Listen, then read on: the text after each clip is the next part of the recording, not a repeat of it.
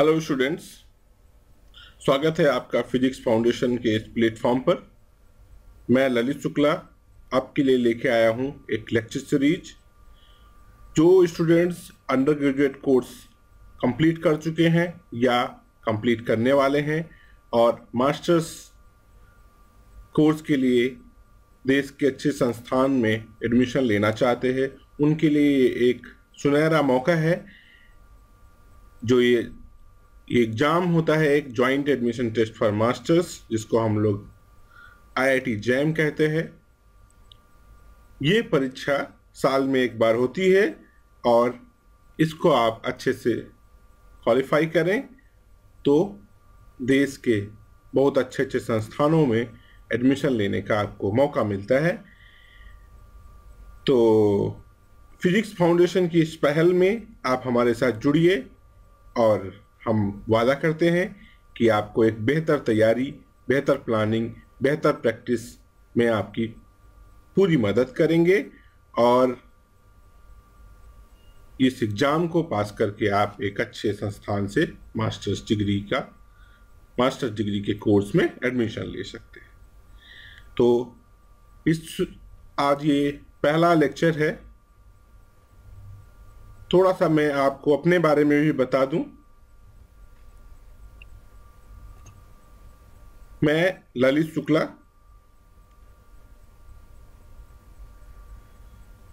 मैंने देश के अच्छे संस्थानों में काम किया है, पढ़ाई की है और जैसे कि ये IIT जैम का एग्ज़ाम होता है, ऐसे और भी कई सारे एग्ज़ाम होते हैं फिजिक्स में जो मैंने पास किए हैं। और इसके साथ साथ पिछले करीब 5 सालों से मैं स्टूडेंट्स के साथ जुड़ा रहा हूँ, उनको गाइडेंस और मेंटरशिप प्रोवाइड करता रहा हूँ, चाहे वो यूनिवर्सिटी कोर्सेज हों, चाहे इस तरह के कॉम्पिटिटिव एग्ज़ाम्स हों। मेरे स्टूडेंट्स ने बहुत अच्छी परफॉर्मेंस दिखाई है और कई सारे अच्छे अच्छे संस्थानों में वो आज काम कर रहे हैं। तो पढ़ने और पढ़ाने के पूरी प्रक्रिया से वाकिफ़ होने की वजह से मैं ये दावा कर सकता हूँ कि आपकी जो ज़रूरतें हैं, आपको जो जानना चाहिए, जैसे आपको प्लानिंग करनी चाहिए, उसमें मैं एक अच्छी मदद कर सकता हूँ। आजकल YouTube में पढ़ाने वाले लोगों की कमी नहीं है। हर कोई बेहतर और सबसे अच्छा साबित करने की बात कह रहा है। तो इस दौर में इस बात को थोड़ा ध्यान रखना चाहिए कि जो इंस्ट्रक्टर्स आपके साथ बड़े बड़े वादे कर रहे हैं, क्या उनको इस तरह के कुछ अनुभव हैं या नहीं। पढ़ना और पढ़ाना दो प्रक्रियाएं जोड़ के एक अच्छे इंस्ट्रक्टर में ये दोनों प्रक्रियाएं जब का जो अनुभव होता है वो किसी को अच्छा इंस्ट्रक्टर बनाता है। कोई एग्ज़ाम अच्छा पास करे तो ज़रूरी नहीं कि वो आपको अच्छा पढ़ा भी सकता है। और तो दोनों चीज़ें अपने आप में महत्वपूर्ण हैं। समय के साथ आप हमारे साथ रहेंगे तो आप इन सब चीज़ों का अनुभव करेंगे। जब भी आप किसी एग्ज़ाम की तैयारी करना शुरू करते हैं तो कुछ चीज़ें होती हैं जो महत्वपूर्ण होती हैं। जैसे कि एक कहानी है जिसमें एक कोई व्यक्ति है, उससे पूछा जाता है कि आप कुछ एक बड़ा सा पेड़ है, दरख्त है, उसको काटना है तो आप क्या करेंगे।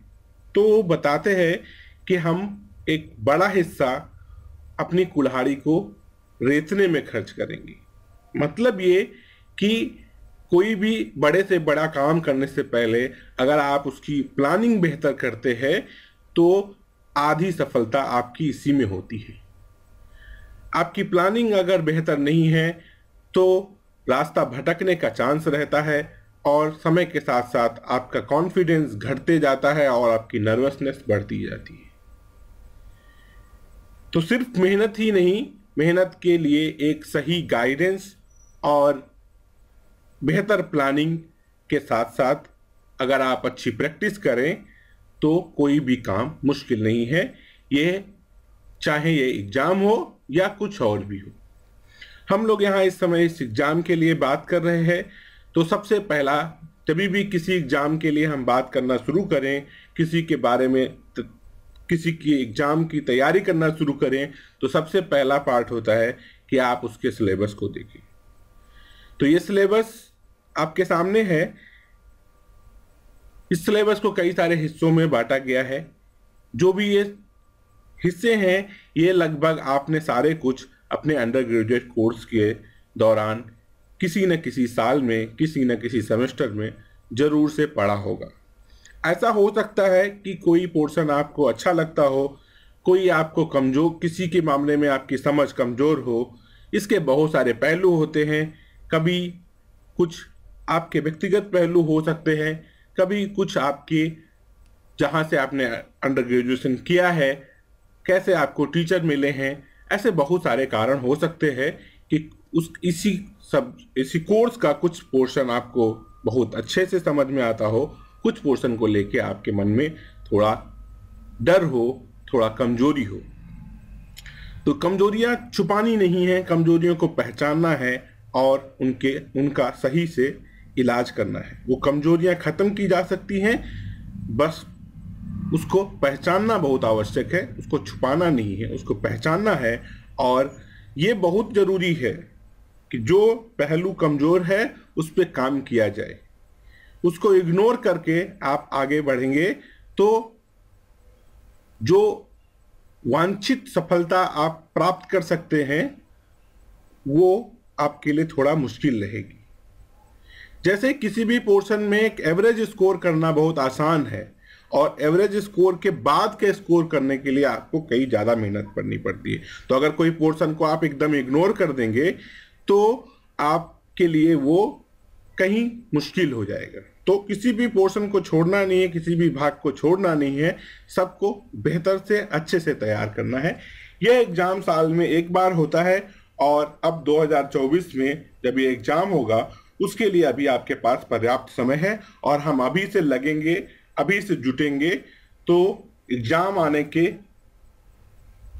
करीब 2-3 महीने पहले ही हम लोग अपने सिलेबस को ठीक से कंप्लीट कर लेंगे और फिर वो 2-3 महीने हम प्रैक्टिस में, टेस्ट सीरीज में खर्च करेंगे। और जैसे जैसे समय आता जाएगा आप खुद महसूस करेंगे कि आपकी तैयारी बहुत बेहतर है और आप इस एग्जाम को बहुत अच्छे से पास करने वाले हैं। तो ये जो सिलेबस है ये आप आसानी से इंटरनेट पे पा सकते हैं। इस वीडियो के डिस्क्रिप्शन में भी हम इसका लिंक दे देंगे जिससे आप इसको डाउनलोड कर सकते हैं। तो हम थोड़ा आगे बढ़ते हैं। एक सिलेबस हमने देखा, जैसे कि ये mathematical methods, mechanics and general properties of matter, oscillations, wave and optics, electricity and magnetism, kinetic theory, thermodynamics, modern physics, solid state physics, devices and electronics. करीब ये 7 हिस्सों में इसको बांटा गया है। सारे हिस्सों का बराबर बराबर कह सकते हैं कंट्रीब्यूशन रहेगा जब आप इसके एग्जाम को देखेंगे। तो सिलेबस देखने के बाद दूसरा सबसे महत्वपूर्ण पार्ट होता है तैयारी का कि आप ये देखें कि उस सिलेबस में कैसा एग्जाम बनाया जा रहा है। मतलब कि पुराने साल के पेपर्स। सिलेबस देखने के बाद तुरंत दूसरा काम है कि आप पिछले साल के पेपर्स देखें। पिछले साल के पेपर्स देखेंगे तो आपको ये समझ में आएगा इस सिलेबस से कैसे सवाल पूछे जा रहे हैं, क्योंकि ये लगभग सारा कुछ आपने अपने अंडर ग्रेजुएट कोर्स में पढ़ा है, लेकिन जो आपका कोर्स होता है, जो सेमेस्टर होता है, उसकी तैयारी, उसकी परफॉर्मेंस के अलग पहलू हैं और कॉम्पिटिटिव एग्जाम्स पास करने के अलग पहलू हैं। कॉम्पिटिटिव एग्जाम्स का सिलेबस भले एक जैसा हो, लेकिन उसकी तैयारी के अलग मंत्र हैं। उन मंत्रों को हमको समझना है और उस तरह से तैयारी करनी है। तो अगर आप इसके पुराने साल के पैटर्न को देखेंगे तो आप ये पाएंगे कि यहाँ पे बहुत सारे सवाल ऐसे पूछे जाते हैं जिसमें आपकी कॉन्सेप्चुअल अंडरस्टैंडिंग होनी चाहिए और बहुत सारे न्यूमेरिकल्स पूछे जाते हैं, मतलब जिनको आप सॉल्व करें। मतलब ये है कि जब आप तैयारी करने बैठें तो ऐसा नहीं है कि बहुत ज़्यादा थ्योरी पढ़ते चले गए, बहुत सारा उसका इतिहास पढ़ते चले गए कि ट्रांजिस्टर कब बना था, किसने बनाया था, कैसे बनाया था। अच्छी बात है जानना, लेकिन ये कॉम्पिटिटिव एग्जाम्स के लिए आपके लिए रेलेवेंट नहीं है। आपके पास सीमित समय है, अगर आप इधर उधर भटकेंगे तो उसका फर्क आपकी तैयारी में दिखेगा। आपका ज्ञान ज़्यादा हो ये मायने नहीं रखता, एग्जाम के लिए आपका स्कोर कितना है ये ज़्यादा मायने रखता है। ज्ञान होना चाहिए, आपको जानकारी होनी चाहिए, लेकिन उसके लिए आपको समय मिलेगा। अभी आपके पास जो समय है उसको आप सही दिशा में लगाइए, अपनी तैयारी सही दिशा में ले जाइए। आपको भरपूर समय मिलेगा चीज़ों को जानने का, पढ़ने का, समझने का। तो अभी ऐसे तैयारी करना है कि जैसे हमको ज़रूरत है। तो हम लोग क्या करने वाले हैं, इस सिलेबस के जो 7 हिस्से हैं, एक एक हिस्से को पकड़ेंगे और उसको एकदम ठीक से तैयार करेंगे। तैयारी कैसे करने वाले हैं हम, उसकी जब भी हमको एक पोर्शन लेंगे उसके सारे टॉपिक्स को समझेंगे, उसकी जो बेसिक थ्योरी है, जो बेसिक कॉन्सेप्ट्स हैं उनको समझेंगे। इसके साथ साथ एक एक टॉपिक को, जिस टॉपिक को हम पढ़ेंगे उस पे बेस्ड कैसे सवाल पूछे गए हैं पिछले साल के एग्जाम में। पिछले कई सालों से ये एग्जाम हो रहा है, 2005 से IIT JEM का एग्जाम शुरू हुआ था और उसके बाद कई बार कुछ फॉर्मेट में बदलाव हुए हैं। अभी जो फॉर्मेट है उस फॉर्मेट के हिसाब से हमको समझना चाहिए। तो अब तीसरी चीज आती है, पहले तो हमने एक बात किया सिलेबस का, दूसरा बात किया पुराने साल के पेपर्स का, तीसरा बात यह है कि आप उस पैटर्न की एनालिसिस करें, किस तरह के सवाल पूछे जा रहे हैं और किस हिस्से से कितने सवाल पूछे जा रहे हैं। तो ये 3 चीज़ों को समझ लें तो आप एक बेहतर प्लानिंग कर पाएंगे। और हर किसी के लिए एक अपना प्लानिंग होता है, किसी दूसरे का प्लान आपके लिए एकदम फिट बैठेगा ऐसा नहीं होता। हर किसी का एक अपना प्लान होता है, हर किसी की अपनी समझ होती है। तो ये जो सिलेबस है इसमें जैसे मैंने कहा कि कोई हिस्सा आपका बहुत अच्छा हो सकता है, कोई हिस्सा आपका कम हो सकता है, कोई हिस्से में आपको थोड़ा डर लगता है, किसी हिस्से की कॉन्सेप्ट्स क्लियर नहीं है। तो ऐसे बहुत सी चीज़ें होती हैं। कुछ ऐसी चीज़ें हमने देखी हैं अपने साथ में पढ़ने पढ़ाने के दौर में कि कुछ ऐसे बायसेस बन जाते हैं कि ये हमको नहीं आता, या हमको ये समझ नहीं आता, या हमको ये इंटरेस्टिंग नहीं लगता। ऐसी बहुत सी चीज़ें होती हैं।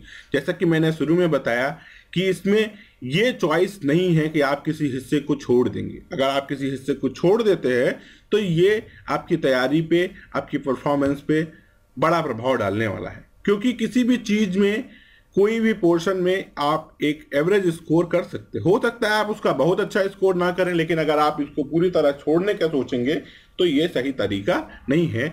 ये एकदम मैं रिकमेंड नहीं करता हूं। तो अब हम लोग, जैसे कि हमने प्लानिंग की बात की, ये एक ऐसा पहला सेशन एक ऐसा सेशन है जिसमें मैं आपको हर चीज़ थोड़ी थोड़ी दिखाना चाहता हूँ, थोड़ी थोड़ी बताना चाहता हूँ, और फिर मैं इसको जब आपके सामने रखूँ तो फिर उसके बाद मैं आपकी राय जानना चाहूँगा। आप क्या कहते हैं, आप क्या समझते हैं, आप क्या चाहते हैं, उन सब चीज़ों को इनकॉर्पोरेट करके हम इसके आगे के लेक्चर्स डिलीवर करेंगे। आगे की प्लानिंग आपके साथ मिल के करेंगे। जो एजुकेशन का सिस्टम है ये आज के समय में भी बहुत ही ज़्यादा ये रिलेवेंट है कि हम स्टूडेंट सेंट्रिक एजुकेशन प्लान करें। स्टूडेंट सेंट्रिक मतलब जिसके सेंटर में स्टूडेंट है। जैसे आप इसकी तैयारी कर रहे हैं तो आप इसके सेंटर में हैं, हम आपकी सपोर्ट करने के लिए हैं। चाहे आपको हम मटेरियल प्रोवाइड करा रहे हैं, चाहे हम आपको टेस्ट सीरीज करा रहे हैं, चाहे हम आपको पढ़ा रहे हैं, बता रहे हैं, कुछ भी कर रहे हैं, लेकिन जो मेन सेंटर में होना चाहिए वो आप होने चाहिए। ये टीचर सेंट्रिक एजुकेशन का दौर गुजर चुका है, क्योंकि सबके लिए अपना अपना प्लान है, सबकी अपनी अपनी ज़रूरतें हैं, सबकी अपनी अपनी कमजोरियां हैं, और हम एक फैसिलिटेटर की तरह काम करेंगे। आपको एक एक को जिसको जो चाहिए वैसा प्रोवाइड करने का पूरा प्रयास करेंगे।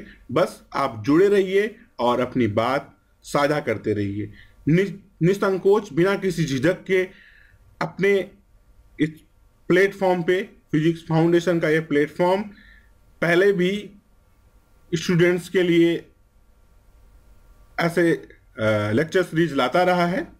ये लेक्चर सीरीज हम लोग नई शुरू कर रहे हैं और जो आपका प्यार है वो ऐसे बरकरार रहे, ऐसे ही आप जुड़े रहें और आप बहुत सारी सफलताएं हासिल करें, ऐसी हम कामना करते हैं और इसके लिए हम सारा प्रयास भी करेंगे। तो जैसा कि हमने कहा कि ये एक एक पोर्शन लेंगे, तो हमने ये डिसाइड किया है कि पहले हम इलेक्ट्रिसिटी एंड मैग्नेटिज्म का ये जो हिस्सा है इससे शुरुआत करते हैं। ये हिस्सा अगर आप देखें तो आप 12th में जब होते हैं तब से पढ़ना शुरू करते हैं। अगर किसी ने 12th के बाद कुछ तैयारी करने का सोचा होगा तो हर किसी ने नाम सुना होगा H.C. वर्मा सर का। उनकी किताब बहुत ही पॉपुलर है और बहुत ही अच्छी किताब है फिजिक्स में। अगर आपने उसको देखा है, किया है, पढ़ा है तो ये बहुत अच्छी बात है। नहीं पढ़ा है, अगर आपको लगता है कि आपको कुछ थोड़ा थ्योरेटिकली समझना चाहिए तो वो किताब आपके लिए बहुत अच्छी हो सकती है। हालांकि यहाँ पे हम जब बात कर रहे हैं ये मास्टर्स कोर्स के एडमिशन के लिए है, तो अंडर ग्रेजुएट कोर्स जो आपने पढ़ा है उस लेवल की बात होगी। और यहाँ पे जो ये सिलेबस है, अगर आप इस सिलेबस को देखें तो लगभग सारा कुछ आपने कभी न कभी देखा पढ़ा होगा। नहीं देखा है तभी भी कोई घबराने का बात नहीं है। हम एक एक चीज़ को डिटेल में लेके जाएंगे, हर चीज़ को डिस्कस करेंगे, उसके कॉन्सेप्ट क्लियर करेंगे, पिछले साल के पुराने सवाल करेंगे और जो रिलेवेंट सवाल और कुछ हो सकते हैं, जो हमारे उस लेवल के सवाल हो सकते हैं, वैसे सवाल भी करेंगे। और जैसे जैसे एग्जाम पास आएगा वैसे वैसे हम अपनी प्रैक्टिस का सिलसिला और तेज करेंगे। अभी हम लोग थोड़ा कॉन्सेप्चुअली चीज़ों को समझ के पिछले साल के पेपर्स के क्वेश्चन देख के आगे बढ़ने का कोशिश करते हैं। तो अगर आप इस सिलेबस को देखें तो इस सिलेबस से करीब आपका जो 100 नंबर का एग्ज़ाम होता है, आपका 100 नंबर का जो एग्ज़ाम होता है उसमें करीब 15 से 20 नंबर का आपको इस इलेक्ट्रिसिटी मैग्नेटिज्म के पार्ट से मिलेगा। मतलब आप अगर आप अच्छे से इसको तैयार कर लें तो 12 से 15 नंबर तो कहीं गए ही नहीं। और जैसी तैयारी होगी, जैसी प्रैक्टिस होगी, वैसे आपका स्कोर होगा। तो ये बहुत महत्वपूर्ण पार्ट है सिलेबस का। और तो हम लोग यहाँ से शुरू करेंगे। अगर आप सिलेबस देखें तो एक करीब इसको हम 3 हिस्सों में बांट सकते हैं: इलेक्ट्रोस्टैटिक्स, मैग्नेटोस्टैटिक्स एंड इलेक्ट्रोडायनामिक्स। ये डिवीजन एक मोटा मोटी तौर पे है और हम लोग ऐसे जैसे सिलेबस दिया है ऐसे ही इसको धीरे धीरे शुरू करेंगे, उसी तरह शुरू करेंगे जिस तरह से ये सिलेबस में दिया है, क्योंकि ये जो सिलेबस का डिज़ाइन होता है ये भी बहुत सोच समझ के किया जाता है। So we will start from electrostatics. लेकिन before going to start a topic, एक चीज़ और मैं आपको बता दूं कि ये जो सारे पोर्शन हैं, सारे जो हिस्से हैं, इनके लिए कुछ स्टैंडर्ड किताबें होती हैं और स्टैंडर्ड किताबों का कोई रिप्लेसमेंट नहीं होता। भले हम आपको सब कुछ पढ़ाएंगे, भले आपको हम एक एक टॉपिक पढ़ाएंगे, भले हम आपको सारे सवाल कराएंगे, फिर भी मैं ये बात आपको बहुत जोर दे के कहता हूँ कि जो स्टैंडर्ड किताबें हैं भले आप उनको पूरा फॉलो ना करें, भले आप उनको उनके सारे सवाल ना लगाएं, लेकिन उनको देखें जरूर एक बार, क्योंकि ये बहुत ज़रूरी होता है। इससे आपको पता चलता है कि हम जो बात कर रहे हैं, जो हम तैयारी कर रहे हैं, वो किस दिशा में जा रही है, क्या क्या चीज़ें हैं, कैसे हम लोग डिस्कस कर रहे हैं। तो इस पोर्शन के लिए हम आपको 2 किताबें रिकमेंड करते हैं जो आप देख सकते हैं। तो एक पहला किताब है introduction to electrodynamics, introduction to electrodynamics.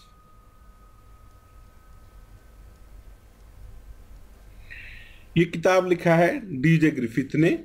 ये बहुत ही स्टैंडर्ड किताब है पूरी दुनिया में और ये पियर्सन पब्लिकेशन ने पब्लिश किया है। आप अगर थोड़ा कोशिश करेंगे तो इंटरनेट पे आपको इसकी सॉफ्ट कॉपी फ्री में मिल जाएगी। आप वहाँ से भी उसको डाउनलोड भी कर सकते हैं, देख सकते हैं, जैसे अभी आपकी जैसी इच्छा हो वैसे कर सकते हैं।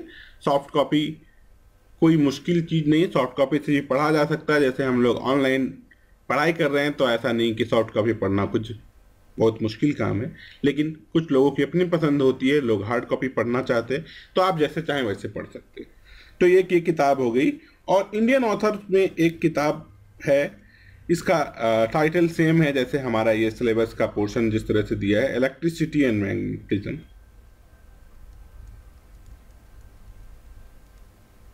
Electricity and magnetism,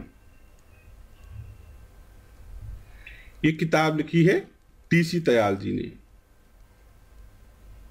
Himalaya publication से पब्लिश्ड है। इसकी सॉफ्ट कॉपी तो आपको आसानी से नहीं मिलेगी, मुझे तो कभी नहीं मिली। तो ये आप अपनी लाइब्रेरी में या सॉफ्ट कॉपी हार्ड कॉपी जैसे भी कुछ मिले आप खरीद भी सकते हैं। और ये दोनों किताबें इस पोर्शन के लिए स्टैंडर्ड किताबें हैं। आप इनको पढ़ेंगे, इनको देखेंगे तो आपको लगभग इसका सब कुछ मिलेगा।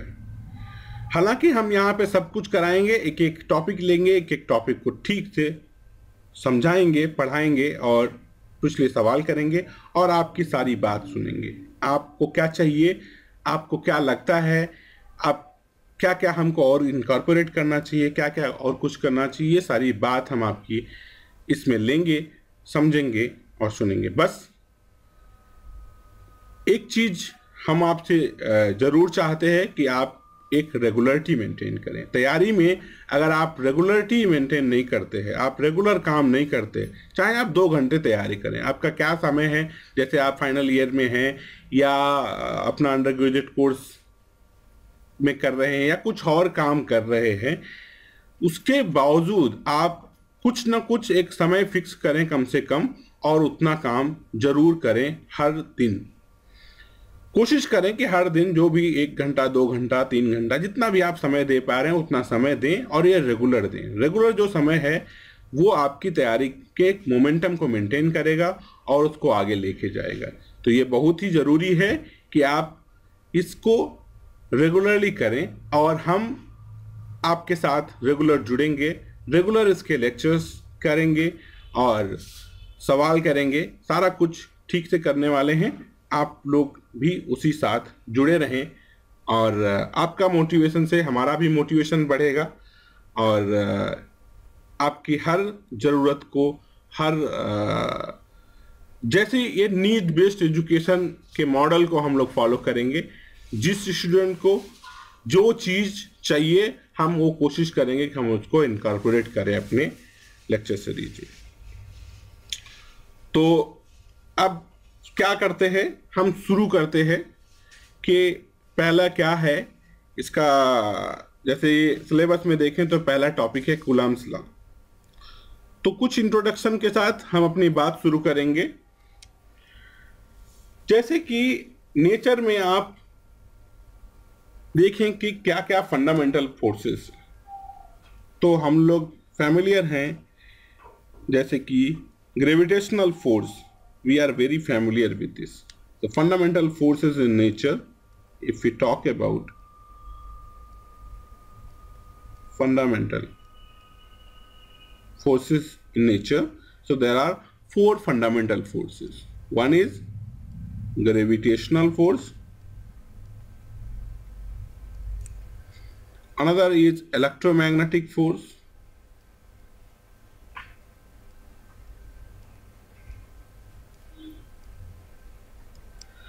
then third is strong nuclear force,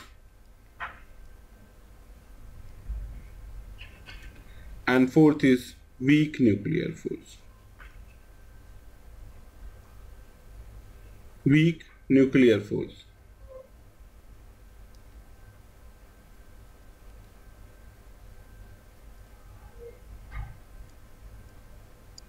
So in nature we can classify the forces, 4 kind of forces exist, and here we can see these 2 forces are known as long range forces. मतलब कितना भी दूर है ये काम करते रहते हैं, and these 2 are short range forces. Gravitational force is the weakest force in out of these 4, and a strong nuclear force is the strongest force. So we are familiar with gravitational force, and हम लोग यहाँ पे जिस force की बात कर रहे हैं, it is mainly electromagnetic force. We will be talking about it. This force is there when there is charged particle. Charge अगर है तो जो फोर्स चार्ज की वजह से लगेगा, चार्ज के बीच में लगेगा, वो फोर्स ही इलेक्ट्रोमैग्नेटिक फोर्स है। तो हम लोग यहाँ से बात शुरू करेंगे और धीरे धीरे एक एक चीज डिस्कस करेंगे। तो हम लोग इलेक्ट्रिसिटी मैग्नेटिज्म का वो हिस्सा शुरू कर रहे हैं जिसको हम लोग कहते हैं इलेक्ट्रोस्टैटिक्स। इलेक्ट्रोस्टैटिक्स का मतलब ये है कि जो हमारे चार्ज हैं, charges are at complete rest. There is no motion of charges. So at this stage, when we are talking about, then we are not considering motion of charge. Charges are at complete rest, and this understanding the behavior of charges when they are at rest is called electrostatics, and that is what we are going to start with. So जैसे हम लोग gravitational force की जब बात करते हैं तो if you remember there is a formula that is known as Newton's formula, Newton's law of gravitational. If there are two bodies m1 m2 then the force between them is given by F is equal to g m1 m2 upon r square. Since F is the force is a vector quantity, so you may write it like this. This is unit vector. तो are की direction में ये होता है। m1 m2 there are two masses, the force is proportional to the product of masses and inversely proportional to the square of the distance between them. This is Newton's law of gravitation. Similarly, there is a law for force between the charges that is known as Coulomb's law. So before starting Coulomb's law, let us talk little bit about charges. तो charge क्या होते हैं? Charge दो तरह के होते हैं। जैसे मास तो ऐसे दो तरह का नहीं होता, चार्ज दो तरह के होते हैं, पॉजिटिव चार्ज, नेगेटिव चार्ज। और इसके साथ साथ क्या है कि ये चार्ज क्वांटाइज्ड होते हैं। Charge is quantized. क्वांटाइज्ड का मतलब ये कंटिन्यूअस नहीं, इसकी कुछ एक क्वांटा है। जैसे लाइट के लिए हम लोग बोलते हैं लाइट का एक क्वांटा फोटान है, ऐसे चार्ज का क्वांटा है। और ये क्वांटा होता है चार्ज ऑन इलेक्ट्रॉन। इलेक्ट्रॉन पे जो चार्ज होता है कितना होता है? 1.6 into 10 to the power -19 coulomb. तो ये जो है ये सबसे स्मॉलेस्ट यूनिट है चार्ज का, जहाँ कहीं चार्ज पाया जाता है ये इसके मल्टीपल में पाया जाता है। So this is quanta. Other thing is charge is conserved in any process.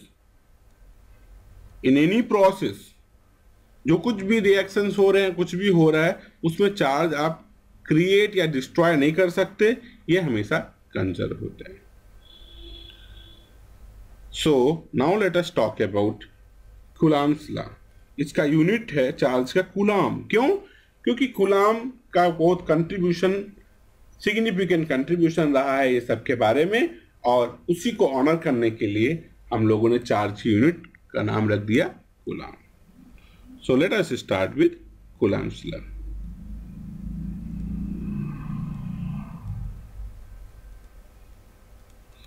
तो कूलम्स लॉ क्या बताता है? कूलम्स लॉ ये कहता है कि दो चार्ज हैं, अगर दो चार्ज हैं Q1 Q2 और they are separated with a distance let us say r, ठीक है। तो ये कहता है कि जो चार्ज जैसे Q1 पे Q2 की वजह से फोर्स लगेगा, Q2 पे Q1 की वजह से फोर्स लगेगा, so there are both charges will experience force because of presence of other charge. कितना फोर्स लगेगा यही कूलम्स लॉ बताता है। तो कूलम ने कुछ एक्सपेरिमेंट किए और एक्सपेरिमेंट करके उन्होंने कुछ ऑब्जर्वेशंस बताए। उन्होंने कहा कि ये जो फोर्स है, this force is proportional to product of charges. मतलब ये Q1 Q2 के प्रोडक्ट मैग्नीट्यूड को अगर हम मल्टीप्लाई कर दें तो ये जो फोर्स है उसके प्रोपोर्शनल होता है। दूसरी चीज बताया कि the force is inversely proportional to the square of the distance between these charges. तीसरी बात बताया कि अगर ये पॉजिटिव पॉजिटिव है, मतलब Q1 Q2 दोनों पॉजिटिव हैं, तो फोर्स लगेगा रिपल्सिव। मतलब अगर ये भी पॉजिटिव है, ये भी पॉजिटिव है, तो ये एक दूसरे को रिपेल करेंगे। अगर दोनों नेगेटिव हैं तभी भी एक दूसरे को रिपेल करेंगे। लेकिन अगर एक पॉजिटिव और एक नेगेटिव हो तो ये एक दूसरे को अट्रैक्ट करते हैं। ठीक है, तो ये कुछ ऑब्जर्वेशन कूलाम ने दिए और उसके बेस पे एक इक्वेशन लिखते हैं हम लोग। क्या है equation? F is equal to 1/4 pi epsilon naught Q1 Q2 by R square.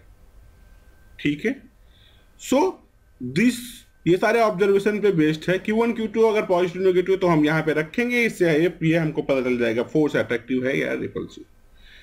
दूसरी चीज, फोर्स क्या है? एक वेक्टर क्वांटिटी है, so we have to put it like this. तो ये फोर्स का जो डायरेक्शन है वो आर के डायरेक्शन में ही होता है। So this is coulomb's law. कुछ चीजें इसमें और इंटरेस्टिंग हम लोग बात कर लेते हैं कि अब ये 1/4 पे एप्सिलॉन नॉट क्या है? ये एक कांस्टेंट है। 1/4 पाई एप्सिलॉन नॉट ये क्या है? एक कांस्टेंट है। इसकी वैल्यू होती है 9 इंटू 10⁹9 और इसका यूनिट स्टैंडर्ड यूनिट में हम लोग बात करेंगे। स्टैंडर्ड यूनिट है newton square, newton metre square, newton metre square by coulomb square. So this is the standard value. You don't need to remember this constant. ये constant आपको एग्जाम में भी दिए रहते हैं। अब इसमें जो एप्सिलॉन नॉट है ये क्या है? Epsilon naught is basically permittivity of free space और एयर। इसका वैल्यू होता है 8, ये कांस्टेंट है 8.854 into 10⁻⁻12 coulomb square by newton metre square. This is what is all about. तो दिस इज कूलाम्स लॉ। और एक ऑब्जर्वेशन उन्होंने ये भी बताया कि ये जो इनके बीच में फोर्स लग रहा है Q1 Q2 के बीच में, ये अगर कोई और चार्ज यहाँ पे आ जाए, मान लो ये Q3 आ जाए यहाँ पे, तो इनके बीच का जो फोर्स है उस पे कोई फर्क नहीं पड़ेगा इसकी presence. So the charge, the force between two charges is independent of presence of other charges. So these are the all observation of Coulomb, and from that, on that basis, this law has been made. Okay, now so if there is system of charges, then we can write all possible pair, जितने भी pair बनेंगे उतने pair हम लोग लिख सकते हैं। So we can say for system of charges, the formula is modified. Fi, if there is a charge I, वो इस पे कितना फोर्स लग रहा है is given by Qi. Qi एक चार्ज है जिसपे और बहुत सारे चार्ज हैं, उनकी वजह से फोर्स लग रहा है। So we can write is sigma j is not equal to I to up to n Qj by Rij square and Rij cap.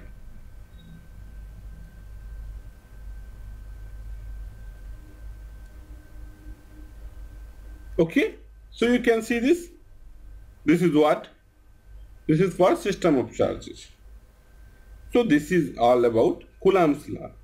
अब हम लोग क्या करते हैं, आज हम लोगों ने जैसे कूलम्ब्स लॉ को इंट्रोड्यूस किया है, अब थोड़ा और आगे के टॉपिक हम लोग आगे के क्लासेस में इंट्रोड्यूस करेंगे और हम लोग देखते हैं क्या इस पे कोई सवाल कभी पूछा गया अगर IIT JEM के एग्जाम में तो कैसा सवाल पूछा गया है, उस सवाल को हम लोग देखते हैं और देखते हैं क्या हम लोग उसको कैसे सॉल्व करेंगे, किस तरह के सवाल इस एग्जाम में पूछे जाते हैं।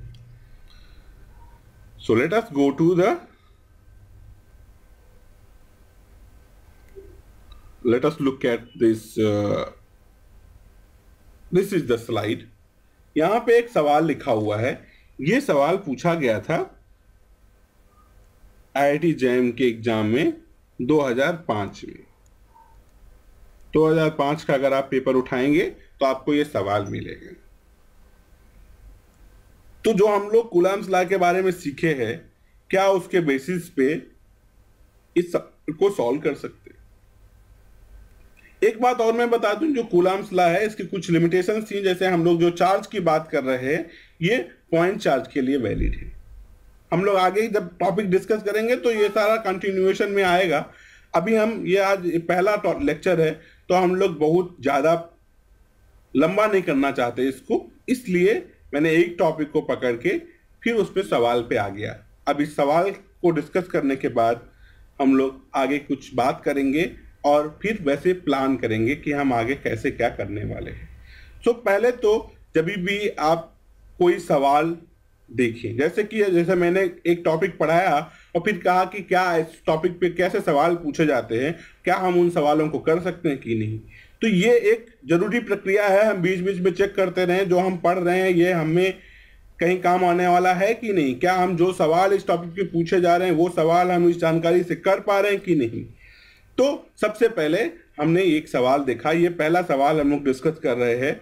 तो सवाल कैसे पढ़ें, सवाल कैसे टैकल करें, इसके बारे में भी थोड़ा सा मैं आपको बताऊं कि जब भी आप एग्जाम दे रहे हैं तो आप सवाल को ठीक से समझ लें। कई बार ऐसे होता है कि लोग जल्दीबाजी में सवाल सॉल्व करते हैं और कुछ न कुछ छोटी सी गलती कर देते हैं और आपका सवाल गलत हो जाता है। यहाँ पे कोई स्टेप का मार्किंग तो है नहीं, जैसे सेमेस्टर एग्जाम में होता है आपने क्वेश्चन कैसे अप्रोच किया उसके बेस पे भी टीचर कुछ नंबर दे सकते हैं। यहाँ पे तो आप सही ऑप्शन सेलेक्ट करेंगे तभी आपको पूरा नंबर मिलेगा, अगर गलत करेंगे तो इसका नंबर तो जाएगा ही, साथ में जो निगेटिव मार्किंग है जो आप सही कर रहे होंगे उसके नंबर भी जाएंगे। तो मतलब यहाँ आपको गलती नहीं करनी है, आपको बहुत अटेंटिव रहना है, बहुत केयरफुल रहना है। ये कैसे होता है, ये प्रैक्टिस से होता है। आप जितना प्रैक्टिस करेंगे उतना ही अच्छा कर पाएंगे, इसलिए इसके लिए प्रैक्टिस बहुत जरूरी होती है। और अभी जब हम डिस्कस कर रहे हैं तो हम एक एक सवाल को ठीक से पढ़ें। एक बार में समझ नहीं आए तो 2 बार में पढ़ें, लेकिन जब तक उसको ठीक से समझ ना लें तब तक जल्दीबाजी ना करें। तो ये जो जल्दीबाजी है तो कई बार आपका समय भी जाएगा, और अगर आप एग्जाम के बीच में जान गए कि ये सवाल हमने गलत कर दिया है तो वो आपके कॉन्फिडेंस को इतना दिक्कत करता है कि आगे जब आप जो अच्छा कर सकते हैं वो भी अच्छा नहीं कर पाते। इसलिए छोटी छोटी गलतियों से बचना है। तो क्या करना है, एग्जाम में क्वेश्चन को ठीक से पढ़ना है। सो लेट अस रीड दिस। क्या कह रहे हैं कि 2 point charges plus Q1 and plus Q2 are fixed with a finite distance d between them. It is desired to put a third charge Q3 in between these two charges on the line joining them. कहाँ पे? On the line joining them so that the charge Q3 is in equilibrium. There are few key words in the question. We need to identify them and we need to take care of that. फिर कह रहा है क्या है, ये कब होगा? That is possible. Option A, only if Q3 is positive. Possible only if Q3 is negative. Possible irrespective of sign of Q3 and not possible at all. क्या कह रहा है कि 2 चार्ज हैं, 2 पॉइंट चार्ज है, ठीक है। तो हमने कहा ये चार्ज है और दोनों कैसे हैं, पॉजिटिव चार्ज है, प्लस Q1 प्लस Q2, और इनको लाइन ज्वाइन कर दे अगर हम तो ये कह रहा है कि ये डिस्टेंस कितना है, D है। एक तीसरा चार्ज Q3 इसके बीच में इसी लाइन पे रखना चाह रहे हैं और ऐसा रखना चाह रहे हैं कि Q3 इक्विलिब्रियम में रहे। तो मान लो हमने कह दिया ये Q3 है, ये हमने यहाँ पे रख दिया। अब कोई चीज इक्विलिब्रियम में कब होगी? इक्विलिब्रियम में तब होगी जब उस पे जो टोटल फोर्स लग रहा हो वो 0 हो। टोटल फोर्स 0 होगा तो वो इक्विलिब्रियम में होगा। तो अब हम लोग को क्या देखना है? ये कह रहा है Q3 पॉजिटिव है तब होगा, Q3 नेगेटिव है तब होगा, या पॉजिटिव नेगेटिव कुछ भी है तो होगा। तो हम लोग एक एक केस इसमें डिस्कस करें, और इसको बहुत ज्यादा सॉल्व करने का जरूरत नहीं है। हालांकि मैं आपको समझा रहा हूं तो थोड़ा ज्यादा समय ले रहा हूं, लेकिन आपको इसको सॉल्व करने में बहुत समय नहीं लगेगा। तो पहला चीज हम लोग डिस्कस करते हैं। फर्स्ट केस हमने कहा Q3 जो है ये पॉजिटिव है, Q3 पॉजिटिव है। इसके बीच में कहीं पे रखा है, कहीं पे भी रखा हो सकता है। तो अब हम लोग देखें कि ये पहला केस डिस्कस कर रहे हैं जब ये पॉजिटिव है। तो अब यहां पे आ गया कूलम्ब्स लॉ। कूलम्ब्स लॉ क्या कहता है कि इन दोनों के बीच में कुछ फोर्स लगेगा। फोर्स कैसा लगेगा? ये भी पॉजिटिव ये भी पॉजिटिव, तो फोर्स कैसा लगने वाला है? रिपल्सिव लगने वाला। मतलब Q1 की वजह से Q3 पे जो फोर्स लगेगा ये इस डायरेक्शन में लगेगा। इसको हम लोग कह दें F1। फिर Q2 की वजह से क्या फोर्स लगेगा? Q2 भी पॉजिटिव है, Q3 भी पॉजिटिव, तो इस पे भी रिपल्सिव फोर्स लगेगा, और इसका भी डायरेक्शन इसी डायरेक्शन में होगा, ये F2। मतलब क्या है? F1 और F2 दोनों का डायरेक्शन है अपोजिट। अगर इनका मैग्नीट्यूड बराबर हो जाए, अगर F1 बराबर F2 हो जाए मैग्नीट्यूड में, तो ये इक्विलिब्रियम हो जाएगा। तो इक्विलिब्रियम का यही कंडीशन है। अब ये बराबर कब होगा? अब यहां पे ये बात आएगा कि Q1 बड़ा है कि Q2 बड़ा है, और उसी हिसाब से ये पॉइंट इधर उधर शिफ्ट होगा। जो बड़ा होगा वो ज्यादा फोर्स लगाएगा, जो छोटा होगा कम फोर्स लगाएगा। जो बड़ा है उससे थोड़ा दूर चले जाओ, और जो छोटा है उससे थोड़ा पास चले जाओ, तो फोर्स बराबर हो जाएगा, क्योंकि ये 1/r²। फोर्स वेरी कैसे करता है? 1/r²। तो इसके बीच में जरूर एक ऐसा पॉइंट मिलेगा जहां पे ये दोनों बराबर हो जाएंगे, और वही पॉइंट इक्विलिब्रियम का होगा। तो आपको कूलम्ब्स लॉ लिखने का जरूरत नहीं पड़ा, बस आप कूलम्ब्स लॉ जान रहे हैं कि फोर्स जो होता है it is equal to 1/4πε0 Q1 Q2/r²। And direction की बात करें तो हम लोगों ने यहाँ पे डिस्कस ही कर लिया। तो ये समझ में आ गया कि Q1 Q3 अगर पॉजिटिव है तो जरूर एक ऐसा पॉइंट इसके बीच में मिल जाएगा जहां पे ये इक्विलिब्रियम में है। मतलब Q3 पॉजिटिव है तो ये पॉसिबल है। तो अभी ये नहीं कहना कि पहला ऑप्शन सही हो गया, क्योंकि यहां पे लिखा हुआ ओनली। कई बार ऐसा होता है आप कुछ सॉल्व करते हैं, आपको एक ऑप्शन मिल जाता है, और अगर आप उसको केयरफुली नहीं देखें तो आप गलत कर देंगे। तो अब हमको दूसरा केस भी कंसीडर करना है कि अगर Q3 निगेटिव हो तो क्या सीन होने वाला है। तो हम लोग ये दूसरा केस कंसीडर करते हैं when Q3 is negative. Q3 negative है तो क्या होगा? अब हम लोग फिर से वही फिगर बनाएं। ये Q1 है और ये Q2 है, दोनों पॉजिटिव चार्ज हैं, और इनके बीच का डिस्टेंस कितना है? D। हमने कह दिया मान लो यहाँ पे कहीं हम Q3 रख दिए, अब की बार Q3 था नेगेटिव, तो थोड़ा फोर्स की डायरेक्शन देख लेते हैं। ये पॉजिटिव है ये नेगेटिव है, तो इन दोनों की वजह से, इसकी वजह से इस पर फोर्स की डायरेक्शन क्या होगी? इस बार ये अट्रैक्टिव होगी, तो फोर्स की डायरेक्शन हो गई ये।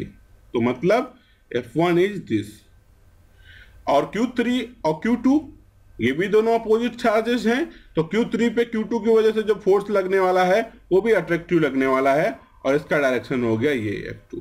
तो इसमें और उसमें क्या डिफरेंस है? बस फोर्स की डायरेक्शन पलट गई। मतलब क्या है? अभी भी फोर्स अपोजिट है।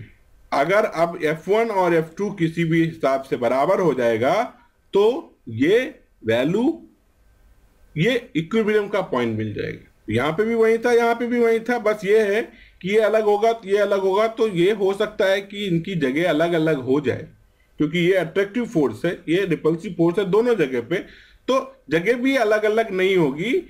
मैग्नीट्यूड में तो कोई अंतर नहीं है, हम लोग अट्रैक्टिव और रिपल्सिव की बात कर रहे हैं, तो वो पॉइंट कहीं ना कहीं आपको एक पॉइंट ऐसा मिलेगा जहां पे इस पे टोटल फोर्स 0 होगा। मतलब अगर Q3 नेगेटिव है तभी भी ये पॉसिबल है। मतलब ये वाला भी पॉजिटिव हो तभी पॉसिबल, नेगेटिव हो तभी पॉसिबल है, तो इनमें दोनों में ओनली लिखा था, इसलिए ये दोनों ऑप्शन होंगे ही नहीं, और ये तो होना ही नहीं है, तो ऑप्शन कौन सा सही है? C. So it is possible irrespective of sign of Q3 चाहे पॉजिटिव हो चाहे नेगेटिव हो, आपको इक्विलिब्रियम मिल जाएगा। So you can answer it. Normally आपको हम समझा रहे हैं इसलिए ज्यादा समय लग रहा है, अदरवाइज आप इसको एक बार ठीक से पढ़ लें और थोड़ा सा एनालिसिस करेंगे आप, within a minute you can answer this question. So ऐसे ही कुछ होने वाला है। हम लोगों ने जो थ्योरी पढ़ा उस पर एक सवाल देखा, और आप देखें कि ये सवाल मुश्किल नहीं है, आप ये सारे सवाल कर सकते हैं, तो कोई भी एग्जाम को लेके घबराना नहीं है। बहुत बार ऐसा होता है कि एक डर था होता है एग्जाम को लेके कि नहीं अब हम बहुत तैयारी करेंगे तब करेंगे। मैं ऐसे स्टूडेंट्स को देखा हूँ जो कहते हैं नहीं अब हम एक साल इसके लिए अलग से तैयारी करेंगे। बुरी बात नहीं, तैयारी करना, आप अच्छा स्कोर कर सकते हैं, लेकिन ऐसा नहीं कि ये एग्जाम कुछ में क्वेश्चन कुछ आसमान से अलग से आएंगे। जो कुछ आप जानते हैं, जो कुछ आप पढ़ते हैं, उसी से आपको इसमें सवाल मिलेंगे। अब बस आपको करना क्या है, आपको थोड़ा मेंटली प्रिपेयर होना है कि बेहतर प्लानिंग करनी है और कुछ प्रैक्टिस करनी है, रेगुलर प्रैक्टिस करनी है। बस मैं गारंटी लेता हूं आप एक अच्छा स्कोर लेके इस एग्जाम को पास करेंगे और मास्टर्स डिग्री के लिए देश के अच्छे संस्थान, किसी जो भी आपको जो ज़्यादा सुविधाजनक हो, जो ज़्यादा अच्छा हो, ये सब की एक रिसर्च है। ये सब भी हम धीरे धीरे जैसे समय आएगा हम ये सब डिस्कस करेंगे, कहाँ पे क्या अच्छा है क्या बुरा है, और जो हमारे स्टूडेंट या हमारे जान पहचान के लोग अलग अलग संस्थानों में काम कर रहे हैं उनसे भी आपको मिलवाएंगे, उनसे भी आपसे बात कराएंगे, जैसी कि आपकी ज़रूरत होगी वो सब कुछ हम प्रोवाइड कराएंगे। बस आप जुड़े रहिए और फेथ रखिए, ठीक है। तो आज हम लोग ये पहला लेक्चर है, इसको बहुत लंबा नहीं करते हैं, आपके साथ इसको साझा करेंगे और आपकी राय जानेंगे, आपकी राय क्या है और आप क्या कुछ चाहते हैं, और फिर हम इसको कंटिन्यूअसली करेंगे। हम कोशिश करेंगे कि रोज हम लोग कम से कम 1 घंटे का एक सेशन रोज करें और इस कंटिन्यूटी को मेंटेन करें। कंटिन्यूटी जो सफलता का एक बहुत महत्वपूर्ण चरण है। ऐसा नहीं है कि आप दिन रात एक करके 5 दिन पढ़ रहे हैं महीने में और फिर 20 दिन नहीं पढ़ रहे हैं। ऐसा करने से आपकी परफॉर्मेंस अच्छी नहीं होगी, आपको रेगुलरिटी चाहिए। तो ऐसे कुछ कुछ छोटे छोटे पहलू, छोटे छोटे टिप्स मैं आपको लगातार देता रहूँगा और आप इसको बहुत अच्छे स्कोर के साथ क्वालिफाई कर पाएंगे। इस वादे के साथ हम लोग इस सफ़र पे चलते हैं। आइए, आपका स्वागत है। Thank you. एंड बिना झिझक के आप अपनी राय लिखें, अपनी बात कहें और हम लोग उसी हिसाब से एक प्लानिंग करेंगे और आगे के लेक्चर्स डिलीवर करेंगे। So bye bye for today, have a nice day. Thank you so much.